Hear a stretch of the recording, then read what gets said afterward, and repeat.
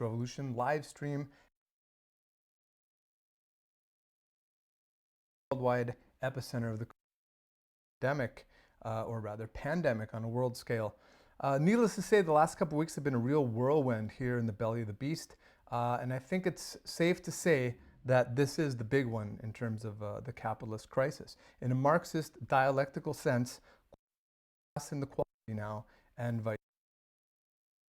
Very clear before and after these days, which I think is going to be even more pronounced than what we saw after 9/11, after the 2008 crisis. And I think really the closest parallel to what we're living through today in living memory is World War II, although there are some big and important differences in how that whole period unfolded and how it ended. Now, Marxists may not have expected this particular crisis, but we definitely understood that all the elements were in place, kind of sharp and sudden transformation in the situation.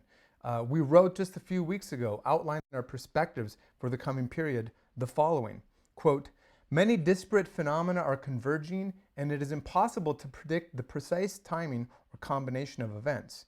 In a nonlinear system balanced on the brink of chaos, any accident can reveal the underlying need for revolutionary change. An economic or political shock, a labor or youth struggle, a border or international incident, an outbreak of disease or illness, a hurricane or earthquake, etc."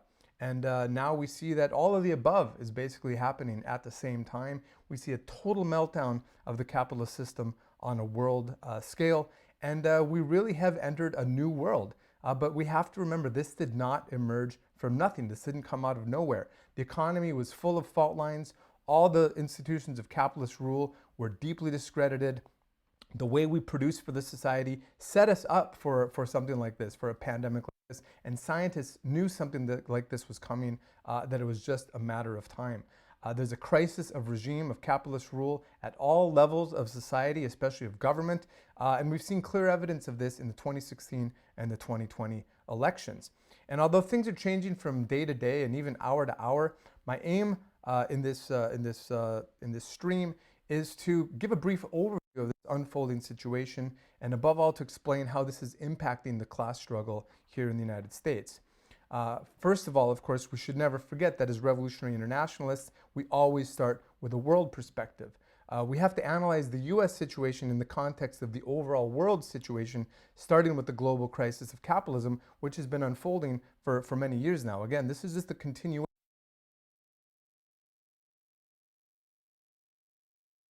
for years now. So we can't only look at what's going on.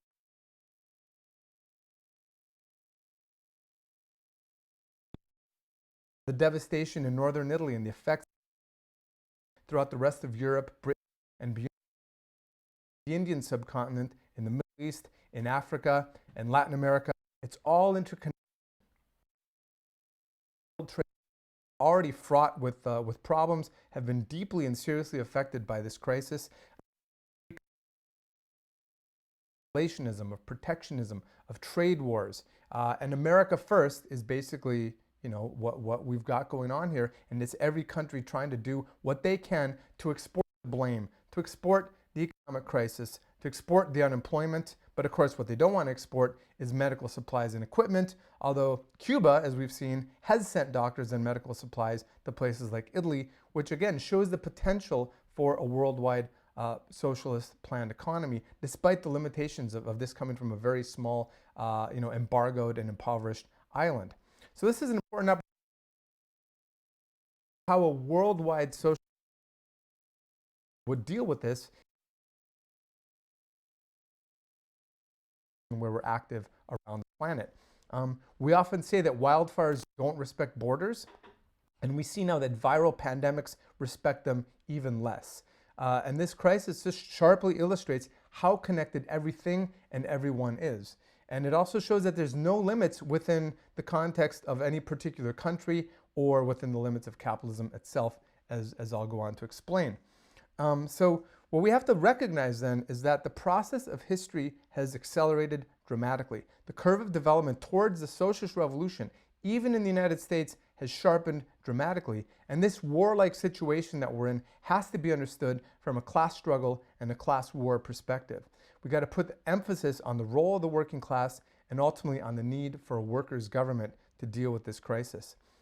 It's clear now that the current government, the capitalist government of Donald Trump, was warned as early as January that a pandemic was possible and posed a serious threat. Unsurprisingly, Trump decided to bluster and bluff his way through this crisis, and this wasted precious weeks that could have been used for containment and for preparation. Eventually, some cities and states did take aggressive action, and they, encouraged social distancing and so on, but it was far too little, far too late, as exemplified by the really disastrous case right here in New York City. And from the beginning, Trump and the other representatives of the ruling class, they've made it clear that the dilemma before them was really save lives or save the economy. And it's very clear that for most of them, there is no real moral dilemma here. The loss of human life is always an externality. It's just collateral damage under capitalism. Maximizing profits is what matters to the system, and everything else is secondary and flows from that.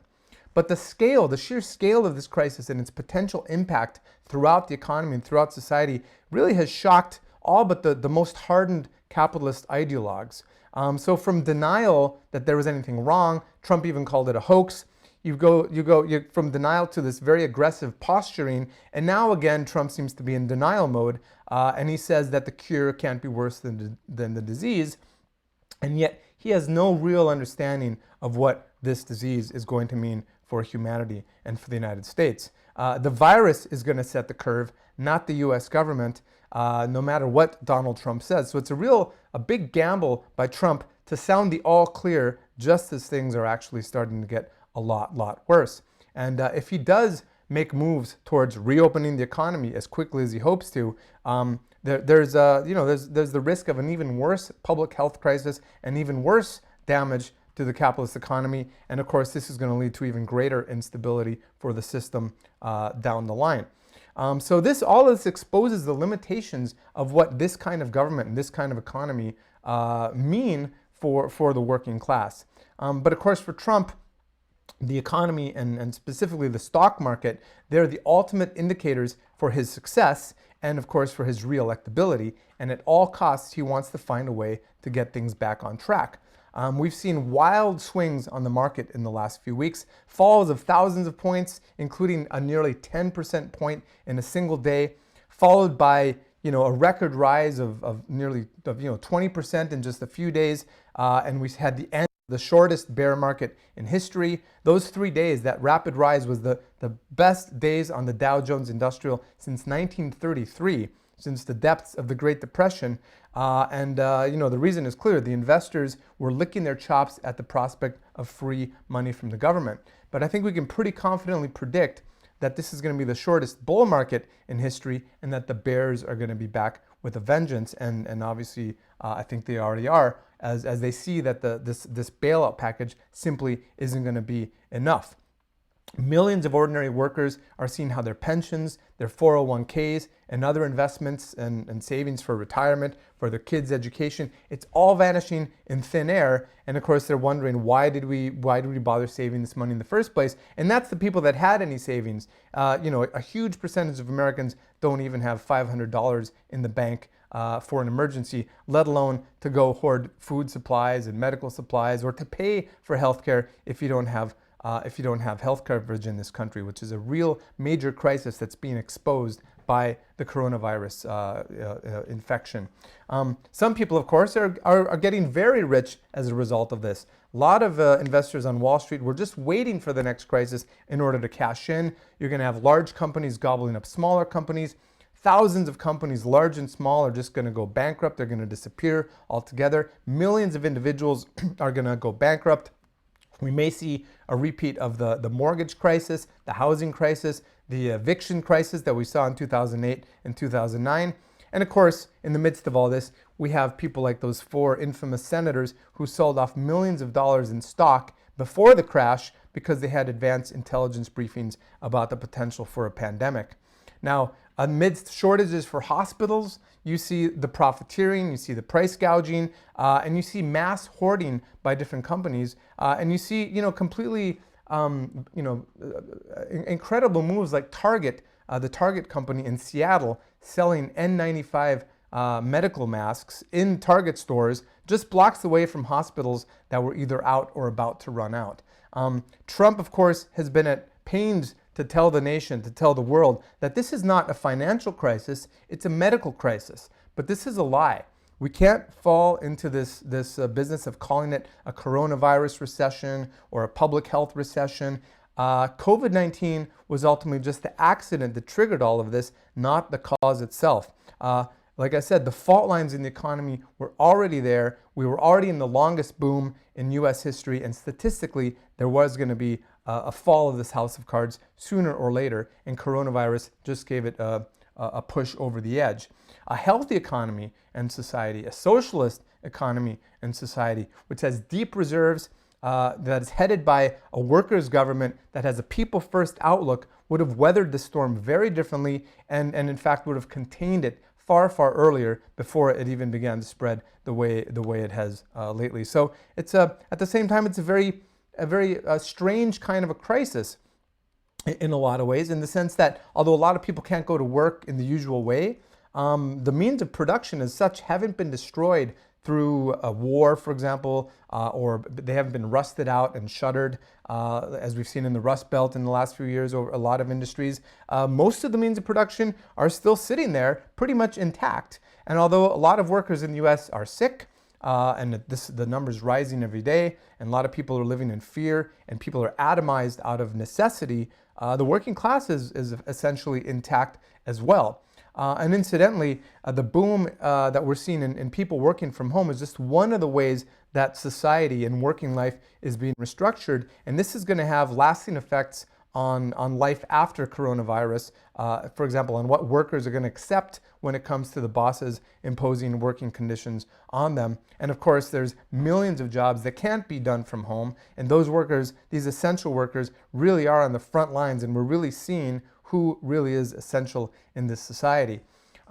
Projections a couple of weeks ago estimated that there could be unemployment as high as 20%. That's the U3 unemployment rate. If you look at the U6 unemployment rate, which actually counts all those who are no longer looking for work or who would like to work full-time but can't find full-time work, if you look at that measure, it would be closer to 35% or 40%. And again, this is based on earlier, probably overly conservative estimates of how deep and how long this crisis would run. Last week alone, there was 3.3 million new applications for unemployment in just a single week. This is an all-time record. There's anecdotal reports of precarious workers losing not one job, but both their jobs at the same time. The websites for the departments of labor of the different states have crashed, and the St. Louis Federal Reserve has projected that U.S. GDP could fall by as much as 50% over the course of a single quarter. This is absolutely unprecedented. This is like the effects of World War I and World War II on Russia combined practically, and the U.S. has never undergone something like this, even going back to the founding of this country. Then, of course, there's the question of the bailout, which is on a lot of people's minds. But really, although a lot of people have some hopes that this is going to provide some relief, it's a classic example of what some people refer to as disaster capitalism. And this is when the capitalists, they use disasters, they use the confusion and the fear of crises like this to ratchet society even further in the interests of the 0.1% who really run the show and call the shots. It's a question of socializing and nationalizing the debt and privatizing the profits. Now, most people probably hear, oh, checks from the government to help us get through this mess. That sounds pretty good. They're not here and they're not looking at the details, the fine print. They're not, maybe they don't realize how big of a bailout and handout this is to the big corporations, that there's been a giant slush fund basically created for the Treasury Department to hand out without a whole lot of accountability. Though, of course, after 2008, there are a lot of people that are more mistrustful and wary about what is happening. But basically people are afraid and confused, and they hope that this is going to be enough. But the fact is, this first round of checks is not going to be sufficient. That $250 million, from that third phase of the bailout really accounts for just 1/8 of the total $2 trillion tab, and a lot more is going to be needed. And most of that is going directly or indirectly straight to corporate America. This is one of the biggest transfers of wealth. It's a massive handout to the capitalists. The checks, even that individuals are really just taking a pit stop in someone's personal bank account on their way to paying their landlord or paying the bank, the credit card, the mortgage company. It's all going to be aggregated into the hands of the few once again. And of course, all of this is going to be paid for, allegedly, by adding more to the national debt, which is already at $23 trillion. Now, the United States is the most powerful country in the world, and it can get away for a time with basically printing money or borrowing money, but eventually it's going to have to be paid back, either through the inflationary pressures that this is going to bring to the economy or through outright cuts and austerity against the working class later on. Either way, the workers are going to be made to pay. Now, psychologically, I think most people do blame COVID-19 for this crisis. Maybe a lot of them blame Trump. They don't yet blame the contradictions of the capitalist system itself for the crisis, but this can rapidly change as well. All the contradictions of the system are coming to the fore, and people have a lot of questions. After all, if there is no commerce, if there is no market, there is no real capitalism. There's no need for capitalism. And this is what worries Trump. This is why he wants to get things up and running again as quickly as possible, because some really uncomfortable questions can begin to be asked and are being asked already.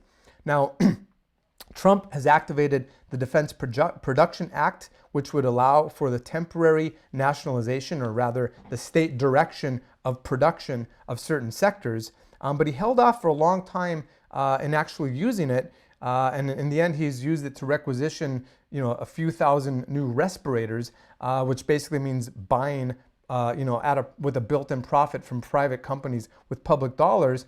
But even he was forced to admit that the scale of the crisis necessitates ultimately massive centralized intervention. And this is the one thing that Trump and the Republicans are terrified of unleashing, of acknowledging, because of course, after all, that's the kind of socialism, big government spending that they've been demonizing for all this time. Trump has said that, we're not Venezuela, that's why we're not going to do these things. Again, demonizing that country, which of course is not a socialist country either. So the question of nationalization, what is nationalization? What does it really mean? What is workers' control? And what kind of party and what kind of government can actually implement these things in the interest of the majority is going to be an increasingly important question for Marxists to explain. There's a very clear case now for central planning, and we have to keep making the case for it. And you're seeing organically, instinctively, millions of people understanding the need for that. But we should also remember that until capitalism is overthrown, there's going to be booms and slumps.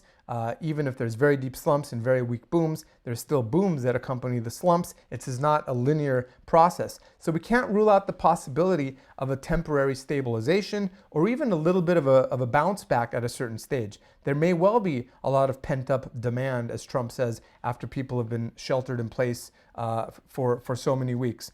Some companies are hiring massively. You have people like Instacart, who are hiring 300,000 new workers. CVS pharmacies hiring 50,000 people. Walmart wants to hire 150,000 people. Amazon says they're going to hire 100,000 people. But of course, we know as soon as this crisis is over, hundreds of thousands of people are going to be laid off.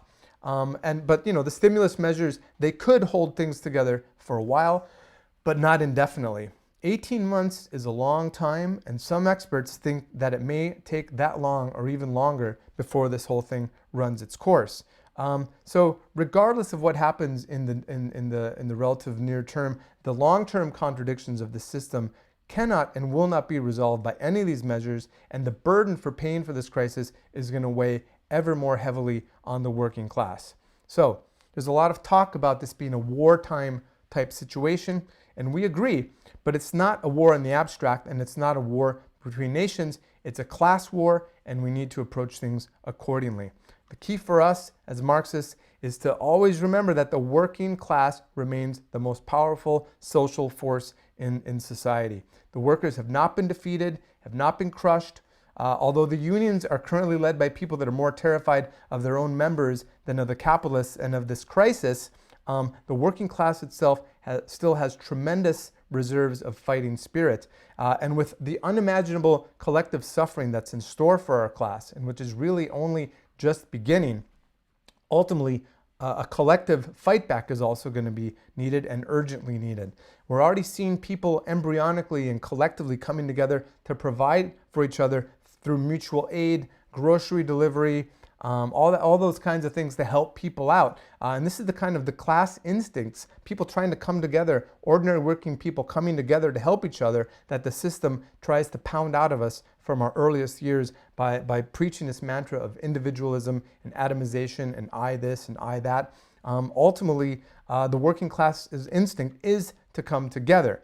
The working class is not going to just wait around to be passively destroyed, to be stacked like firewood in makeshift morgues and crematoriums. The working class is realizing who is really important in the society, and people are starting to notice this. It's the grocery store workers, the warehouse workers, logistics, healthcare, of course, communications, transport, transit, garbage collection, manufacturing. These are now some very important bottlenecks for the functioning of the capitalist economy and for society as a whole. And the workers in these key sectors can and should leverage that to ratchet things against the interests of the capitalists and in the direction of the working class. Now, comments who have followed Marxist.com, the In Defense of Marxism website, will realize that the Italian working class, who have been under lockdown and under this crisis and borne the worst of it for several weeks before it really hit hard in the United States, they're showing the way forward, and actually many comrades of the IMT have played a direct role in those events. The Italian workers have been at the epicenter of the European crisis up to date, and they very well could be at the epicenter of the worldwide fight back of the working class against these attacks. So definitely watch this space and keep an eye on the Italian working class. The rotten leadership of the U.S. unions is really the only thing holding back this instinctive desire to come together and do something, despite the limitations on movement and socialization. That's what's holding back a more generalized fight back. The president of the AFL-CIO, Richard Trumka, for example, has urged union members to call their representatives to ask for better health protections for the workers that they represent. We obviously want better protections as well. But we say that we can't trust the bosses, we can't trust their parties, and we can't trust their government to provide these protections for us. They've already failed spectacularly. The working class can rely only on its own strength, its own organizations, and on its own mass action to bring about real change and to fight back against this crisis. I mean, it's a bit ridiculous, but even Teen Vogue and Britney Spears are ahead of the AFL-CIO when it comes to raising the need for serious action, raising the need, for example, for a general strike. And a general strike in the United States would definitely change the balance of forces, and a lot of people are already, again, instinctively moving in this direction. You see direct action by the working class, walkouts, wildcat strikes, and the threat of strikes, especially if they feel that their employers are not giving them the protections that they require to do their essential functions safely. Just to mention a few of the actions that we've seen in the last period, the Auto Workers Union, basically the rank and file, shut down production at the big three automakers out of worries over transmission of the virus. The longshore workers of the Port of Oakland have threatened to strike. Sanitation workers in Pittsburgh refused to pick up the garbage unless they got a better protective equipment. Detroit bus drivers also threatened to go on strike if they didn't get the same. Drivers at Domino's Pizza started just spontaneously walking out. Not because they don't want to, deliver food to people, that they don't want to help people, but because they can see the massive profits that are being raked in by companies like that, and they don't even get hand sanitizer or better wages or anything like that to carry out this essential function. There's been talk in many sectors of a rent strike, which could definitely gain traction organically as people's savings run out. And if the Trump checks dry up and the landlords, even if there is some sort of a moratorium on rent, eventually they're going to come to collect, and you could have a rent strike movement build up. There's been ramped up unionization drives at grocery stores, for example, at Trader Joe's.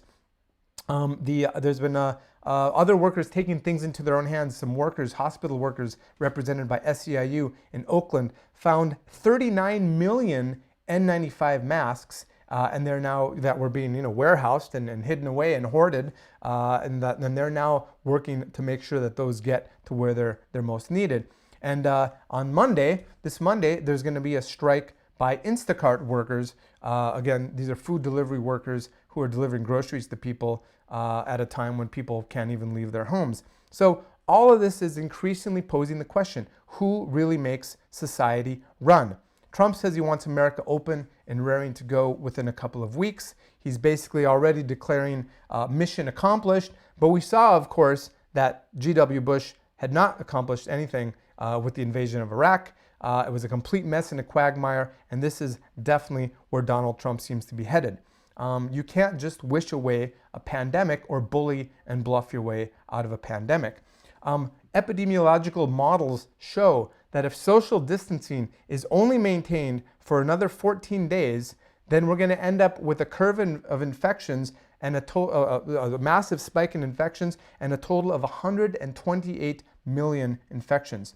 If the following 2 months we observe social distancing across the country, then they project 14 million infections. That's still a lot, but that's nearly 10 times fewer than if America is open and raring to go by Easter. That's a massive difference in suffering, in the number of deaths, and so on. COVID-19 does not discriminate on the basis of class, but the outcomes for those who get sick are absolutely affected by class, and this is always the case when it comes to healthcare. That's why we argue that the working class has to take its destiny into its hands. It's the working class who should decide when and how to open the economy again, not in the interest of profit, but in the interest of public health and public safety. The working class in the United States and around the world has the power to shut the entire economy down, to stop the spread of the virus, or at least slow it down dramatically, and to organize the provision of essential services safely and in everyone's interests. So, if you just think about what would be possible in this situation if you actually had a union leadership based on class struggle tactics, based on militant tactics that was leading the working class at this time, it'd be a very, very different situation. That pressure from below would make the Trump administration behave very, very differently, I can assure you. But as Trotsky explained, the crisis of humanity is ultimately the crisis of leadership of the working class. And incidentally, the crisis of leadership of the ruling class is also on full display. So we say that only the working class can flatten the curve and eliminate the virus. And ultimately, the working class has to not just flatten capitalism, but eliminate it altogether as well. Of course, in the midst of all of this, we have the election campaign still unfolding, although the primaries and caucuses and rallies are more or less on hold. Now, it would seem that Joe Biden has more or less sewn up the nomination. We've explained in different articles at socialistrevolution.org the dynamics of how the ruling class was able to coalesce around Biden in order to crowd out Bernie. Biden was ultimately their last chance, their only hope to stop the momentum that Sanders had built up and the danger that he and above all the movement behind him represented. But this doesn't mean that the Democrats can't ruin this as well. It might seem that Trump should be totally doomed by this crisis, but we should never overestimate the Democrats, and we shouldn't underestimate Trump or the pragmatism of a lot of American voters. A lot of people don't understand fully the disastrous role that he played in the early weeks of this crisis, certainly not his core supporters. And if somehow he can appear to pull off a bit of an economic miracle recovery to coincide with the eve of the election, we very may well be in for another 4 years of Trump. There is a strong tradition in this country also not to, quote, change horses in midstream, i.e. not to change presidents in the midst of a crisis. 55% of people now approve of how Trump has handled this crisis, and that's actually the highest approval rating of his presidency. But that's nothing compared to the 90% or so approval rating that G.W. Bush had in the aftermath of September 11th. So it's a bump, but not that much of a bump in the grand scheme of things. So Trump may well be totally screwed by November. But on the other hand, Joe Biden basically disappeared for a week after the national emergency was declared. It's pretty clear he's got some serious health issues that are going to be difficult to conceal over the long term and in a general election and going up against someone like Trump. There is now a sexual assault allegation against Biden, which could definitely complicate things. And in the meantime, you have other Democrats, people like the governor of New York, Andrew Cuomo, who have come into the national spotlight. Cuomo has aspirations to be kind of a modern day FDR, and definitely has had his eye on the presidency for some time. Some people are even saying that if Biden isn't up to the task, maybe Cuomo should be nominated by the Democratic Party convention. All kinds of strange things are possible. The elections are definitely not over yet. Now, some people say that the elections themselves may need to be postponed. We'll have to see what happens there. But the elections weren't canceled even in the middle of the Civil War. So if they were postponed, this would be a huge blow to the supposed sanctity of the Constitution and to U.S. bourgeois democracy. So I imagine they would do whatever they can to try to avoid that from happening. There's a lot of rumors swirling on the internet and in social media about a military clampdown, a military takeover, the suspension of civil rights, the declaration of martial law. And it's absolutely true that institutions like the National Guard, FEMA, and the active duty military, they haven't been built up for nothing. The ruling class intends to maintain power if there is civil unrest. But we definitely have to have a sense of proportion about this. A military crackdown is definitely not the preferred means of ruling of the capitalist class. They know this is a huge country. It would be very difficult to hold things together if they went that route. And of course, these institutions, the military and so on, are made up of classes themselves. They're made up of individuals who are also affected by the general society and by the class divide in society. So given all that's going on around this crisis, the Marxists are going to have many opportunities to raise different transitional demands that point the way forward toward meeting the objective needs of the situation. We base ourselves not on what's practical or possible within the limits of capitalism, but on what's actually needed to solve the problems facing the working class. This disaster is precisely what's practical and possible under capitalism. So we, the U.S. section of the IMT, we've developed an emergency socialist program for COVID-19 and the economic crisis as a complement to our overall program, which is available on our website and at the back, in the back pages of our print magazine. And the main thrust of this program is that to fight the virus, we have to fight for socialist revolution. So here are a few of the demands and the measures that we think are needed to provide a working class solution.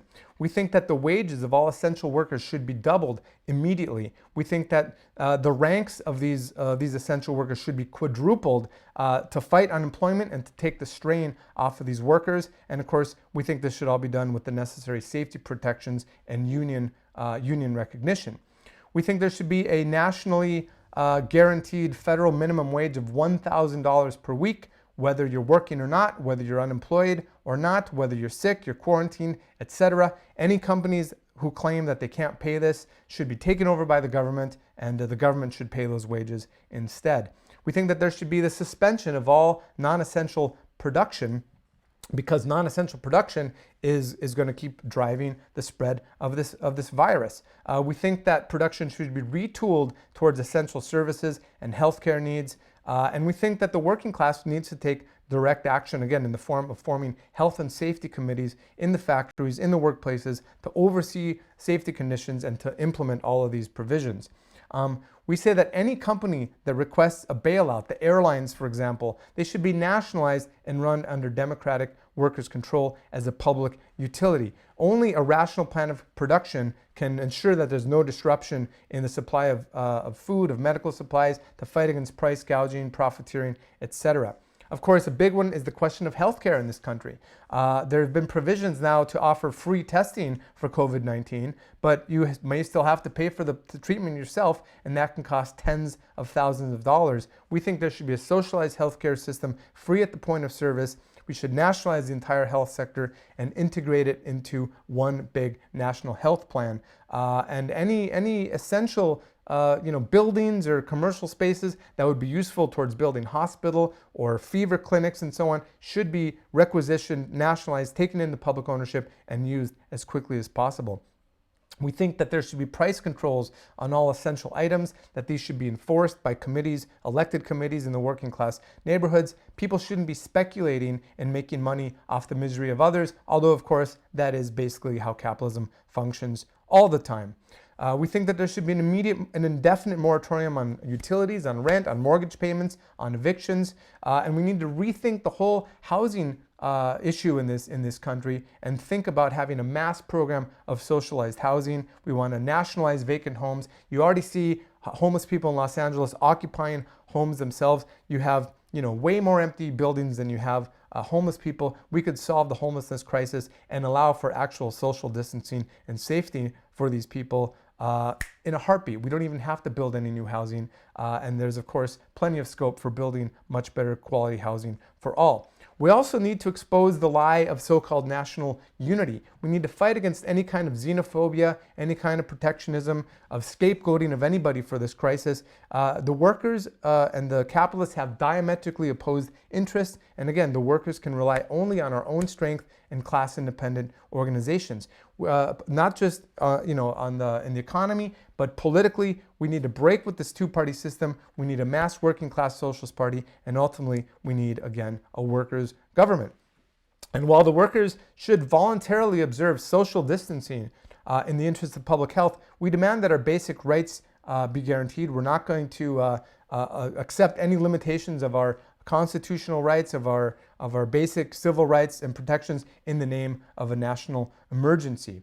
We also believe then that all the debts of working people should be written off. The $2 trillion bailout package could pay off all credit card debt and pretty much all student debt together, and they were able to come up with that just like that. We think that all these debts, mortgage debts, auto loans, student loans, etc., should be wiped out. We should expropriate the major banks and corporations without compensation, and these should all be administered under democratic workers' control and integrated ultimately into a socialist plan of production as part of a worldwide socialist federation and a planned economy. Comrades and friends who are watching or listening, these events are an absolute confirmation of the general perspectives of the IMT. A revolutionary program only seems extreme until it's necessary and ultimately inevitable. And we're confident that the working class, on the basis of its experience, on the great basis of a series of successive approximations, trying out different leaders, different parties, different programs, is going to come to revolutionary socialist conclusions as the only way out of this mess. This crisis is the price that humanity has to pay for the continuation of capitalism long past its best buy date. But every action has an equal and opposite reaction. Everything eventually turns into its opposite. And I think we can say very clearly that the US is going to be a very different country by the time this is all through.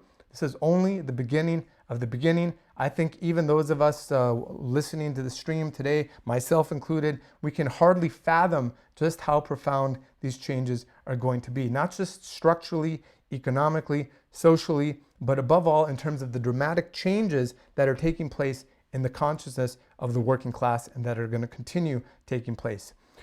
The molecular process of revolution that's been building for decades in this country and around the world is being accelerated, although of course this isn't going to be an immediate process or a linear process. But what we're living through today is almost like living through the Spanish influenza, World War II, 9/11, and the 2008 crisis all at the same time. It's absolutely unprecedented. If we look back at the last 100 years, this last century was bookended by crisis, disease, revolution, and counter-revolution. Before the COVID-19 crisis really paralyzed much of the world, we saw the beginnings of a revolutionary wave beginning across the planet. That may have been paused for a moment, but again, none of the contradictions have been resolved, and that is going to be renewed on an even higher basis as a result of this crisis. No matter what kind of short-term stabilization is established, nothing has been solved, and the need for mass working class action, for a mass workers' party, and again, for a workers' government is going to be clear to millions. Things cannot and will not go back to the way they were before, because how they were before is ultimately the root of the problem. There's big events on the horizon, like Hurricane Katrina, like the Madison Uprising, like Katrina and Madison all at the same time, and not just in this or another city, but in one country, in one city after another, around the US, around the world. I think then it's fair to say that we're much closer to a revolutionary situation today than we have been since the 1930s here in the United States. So revolutionary socialists, Marxists, anybody who's interested in a better way forward for humanity. We have to prepare politically and organizationally for the bigger events to come, for the time when we can hit the streets, get back to our workplaces and campuses. The potential for a new and much, much better world has never been greater, and it's up to the working class to make that a reality. This fight over the next few years against this crisis may well decide the future of humanity itself. The climate crisis was already a major accelerant, and now COVID-19 has really upped the stakes. It truly is socialism or barbarism, and time is of the essence. So if you're listening, if you're watching, if you're not yet a member of the IMT, I invite you to join, to subscribe, to donate. Now more than ever, we're all in this together worldwide as a class, as a working class, along with all those who are exploited and oppressed by this disgusting system. Socialism in our lifetime isn't just a nice slogan, it's a perspective for the future, and it's ultimately the only way forward for humanity. Long live the World Socialist Revolution. Thank you very much, comrades and friends.